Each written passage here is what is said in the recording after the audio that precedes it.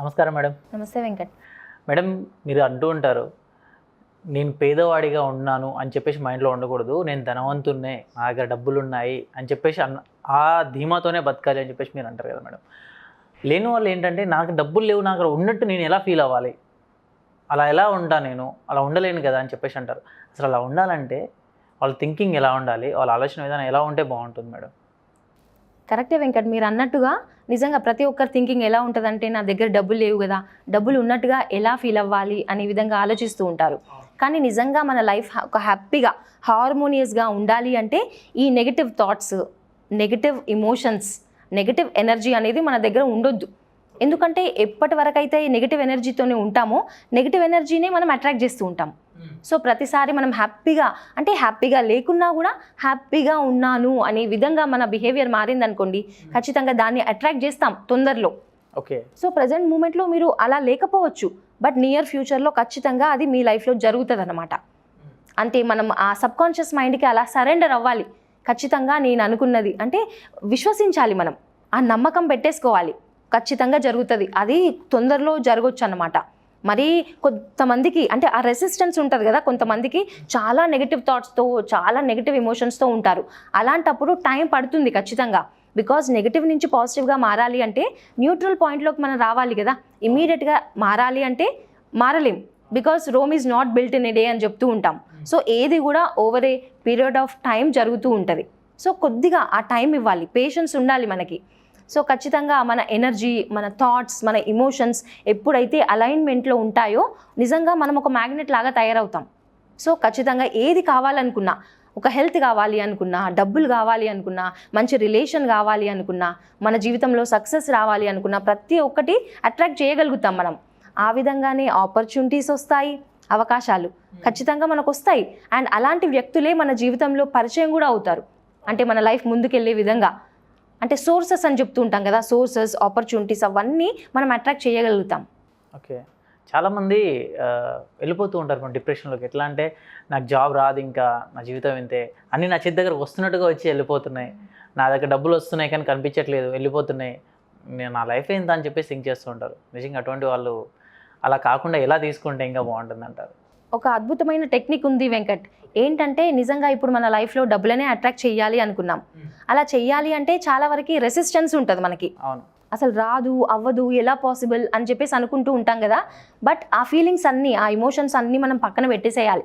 ఆ రెసిస్టెన్స్ ఎందుకు వచ్చింది అంటే, చిన్నప్పటి నుంచి మనం అలాగే పెరిగాం.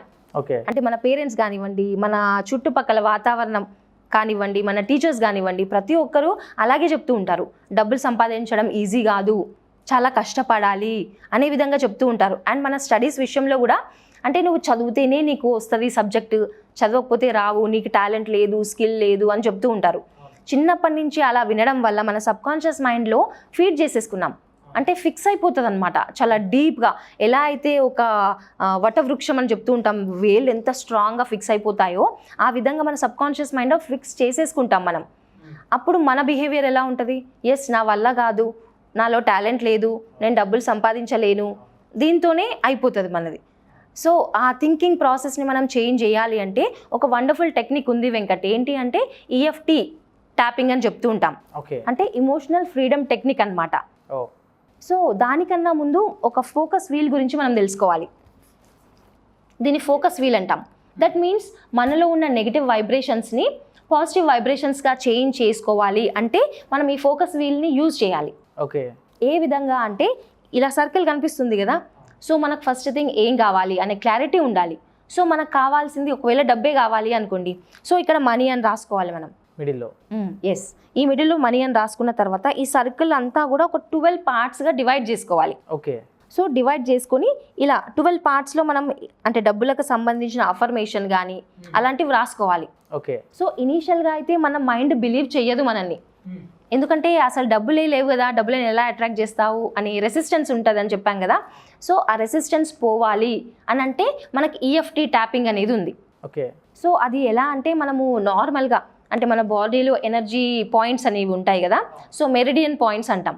సో వాటిని మనం యాక్టివేట్ చేస్తూ ఉండాలి. అంటే మన లోపల అంటే ఆల్మోస్ట్ ఎవ్రీడే మనము నెగిటివ్గా ఆలోచిస్తూ ఉంటాం కదా, అది మన మైండ్లోనే కాకుండా మన బాడీలో కూడా ఈచ్ అండ్ ఎవ్రీ సెల్ కూడా ఫిక్స్ అయిపోతుంది.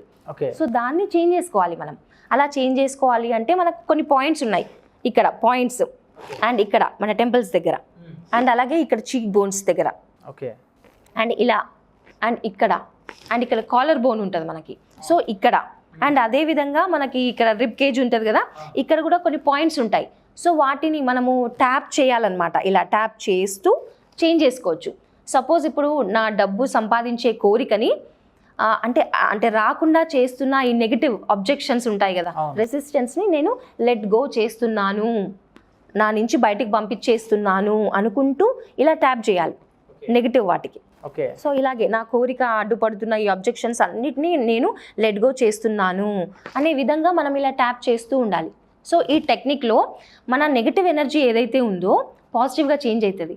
అంటే ఒక సైకిల్ మనం చేసేస్తాం లెట్ గో చేస్తున్నాము అని, అండ్ నెక్స్ట్ సైకిల్ మళ్ళీ రావాలి ఇక్కడ.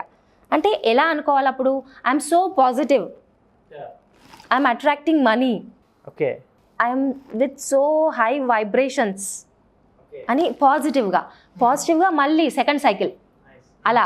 అండ్ థర్డ్ పాయింట్ వచ్చేవరకు మనలో ఉన్న నెగిటివ్ వెళ్ళిపోతుంది, పాజిటివ్గా తయారవుతాం. అప్పుడు ఈ ఫోకస్ వీల్ అనేది మళ్ళీ చేయాలి మనం. అప్పుడు రెసిస్టెన్స్ అంతా పోతుంది కదా. సో ఏవైతే డబ్బుల గురించి అఫర్మేషన్ మనం అనుకుంటూ ఉంటామో ఇవి అనుకున్నప్పుడు ఆ రెసిస్టెన్స్ ఉండదు మన బాడీలో, మన మైండ్లో. సో ఈజీగా అలా ట్యూన్ అయిపోతుంది మన బ్రెయిన్. డబ్బులను అట్రాక్ట్ చేసుకునేది డెవలప్ చేసుకుంటాం ఆ క్వాలిటీని. ఓకే. సో ఈ ఫోకస్ వీల్ అనేది అద్భుతంగా యూజ్ అవుతుంది వెంకట్. మీరు చెప్తుంటే నాకు నిజంగా ఆ ఫోకస్ వీల్ మీ దగ్గర నుంచి ఇప్పుడు తీసేసుకోవాలనిపిస్తుంది మేడం. పర్లేదు తీసేసుకోండి. నిజంగా బాగుంది. సమ్టైమ్స్ నా థింకింగ్ కూడా అలాగే ఉంటుంది, లేవు కదా అమౌంట్, ఏంటి పరిస్థితి, ఎలా అనేది. సో సూపర్ మేడం, చాలా బాగా చెప్పారు. చాలామందికి ఇటువంటి మైండ్ సెట్టే ఉంటుంది, లేదు, రాదు, అవ్వదు, నెగిటివ్ థింకింగ్ ఎక్కువ ఉంటుంది. ఇటువంటి వాళ్ళే కావచ్చు, ఫ్యామిలీ ప్రాబ్లమ్స్ ఉన్న వాళ్ళే కావచ్చు, మనీ సంపాదించాలి, పర్ఫెక్ట్గా ఉండాలి అని అనుకునే వాళ్ళు మీ సెషన్ తీసుకోవాలి, మీ క్లాస్ తీసుకోవాలి, 1-on-1 మీతో కన్వర్జేషన్ కావాలి అని అనుకుంటే మిమ్మల్ని ఎలా అప్రోచ్ అవ్వచ్చు మేడం? అంటే మామూలుగా అయితే 1-on-1 సెషన్స్ జరుగుతున్నాయి వెంకట్. సో ఎవరైనా అప్రోచ్ అవ్వాలి అనుకుంటే మనకు టెలికాలర్స్ ఉన్నారు, ఇక్కడ వచ్చే నెంబర్కి కాల్ చేస్తే తీసుకుంటారు. అండ్ మనం కూడా స్లాట్ ఇవ్వడం జరుగుతుంది వాళ్ళకి, వాళ్ళ అవైలబుల్ టైంలో. బికాజ్ మనం అనుకున్నాం ఆల్రెడీ ఎంతమంది కంటే అంతమందికి సర్వీస్ చేద్దాము అనే విధంగా. సో వాళ్ళ అవైలబుల్ టైంలో మనం ఇవ్వడం జరుగుతుంది. అండ్ దాంట్లో ఏంటి అంటే మన నెగిటివ్ ఆలోచనలతోనే సరిపోతుంది. నెగిటివ్ ఆలోచిస్తే ఖచ్చితంగా నెగిటివ్ జరుగుతుంది కదా. సో వాళ్ళ థింకింగ్ ప్రాసెస్ అనేది చేంజ్ చేసుకోవాలి. అండ్ దానికోసం అంటూ మనము అసైన్మెంట్స్ ఇవ్వడం జరుగుతుంది. అదేవిధంగా గ్రాటిట్యూడ్ ఎలా చెప్పుకుంటే మన లైఫ్లోకి పాజిటివ్ని అట్రాక్ట్ చేస్తాము అనే విధంగా కూడా ఉంటాయి సెషన్స్.